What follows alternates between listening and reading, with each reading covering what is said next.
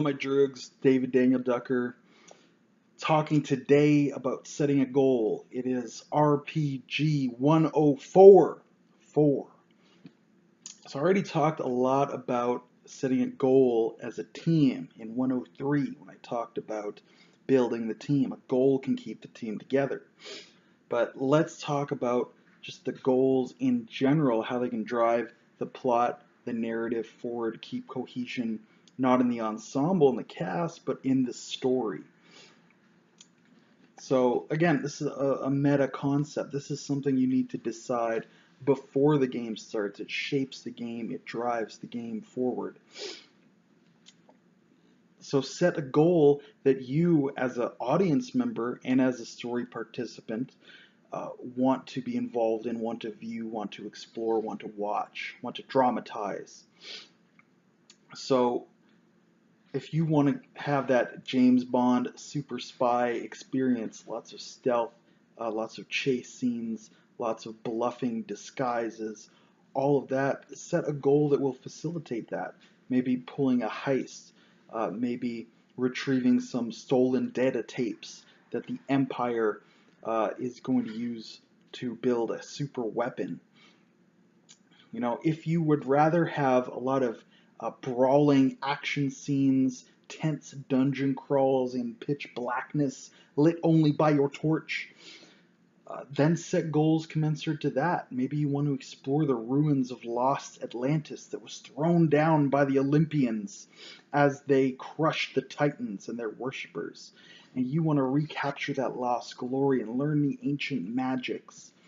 And that goal will probably lead you to the adventures you want. You set it up that way so that you can drive the plot towards where you want it to be, whether that's a chase scene, a stealth scene, some political conniving. Maybe your goal is to become the Grand Moff of your sector within the Galactic Empire. So you need to get a lot of political allies set up within the military, maybe economically, maybe get some gangsters and some huts on your side. Meanwhile, you're dodging assassins and you're sending out your own assassins against others. You know, Game of Thrones in the Star Wars universe with that military overtone. You know, and you could do that with no goal. You could say, let's make a Grand Moff and his cabinet, or a High Admiral and his cabinet. But until you have the goal, you know, you just have this beautiful hot rod. You don't have an engine that drives it. The goal is the engine. It provides your momentum into the plot. If you don't have a goal, if you don't have an engine in your vehicle, it can be pulled around. You could put it on the rails, have somebody else drive it. It still looks good, but it's not quite the same experience. We're talking sandbox versus railroad, player driven versus game master driven, active characters versus reactive characters, you know. So it'll be easiest, and there are other ways to do it. There's nothing wrong inherently with a railroad, with a passive character, with a GM driven or villain driven campaign. There's something inherently wrong with that. But I'm trying to give you the best answer.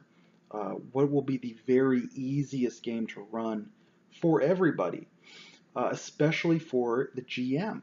And that's usually player driven. When the GM has to drive, when he has to railroad, when the villains have goals and the heroes are trying to stop them, that's a lot of work on the GM. And the players don't get to determine their destiny in the same way. Whereas if the players have goals, if they're driving, it's very easy for the GM. He just has to make a list of obstacles. What could get in their way? What could stop them? Let's run them through that list and have them overcome all of these obstacles so that we have this payoff at the end, achieving their goal.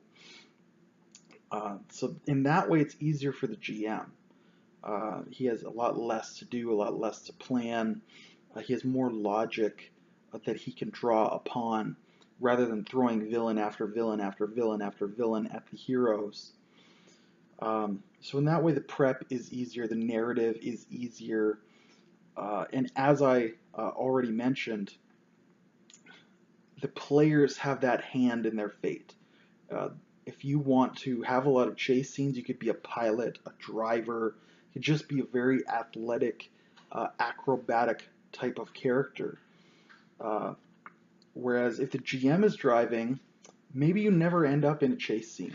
Maybe you showed up wanting all the chase scenes possible, but it just never happened because the GM was driving. He didn't think of it. It never came up, right? So you missed out on all these scenes that you wanted. Maybe you missed out on the scenes your character was designed to participate in, and that's, you know, not optimal in my opinion. I want you to say, here's what I want, here's how I'm going to get it, and then go and get it. And going to get it is the fun of the game. That's playing into the game. It's telling the story of your character. So those are a few words about goals, why you should set them, so you can drive the plot, so you can make things easier for your GM, and as I previously said, so the team can really stick together tight.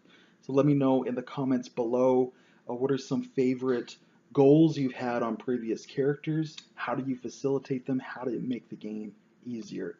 Until I see you again, good day and good gaming.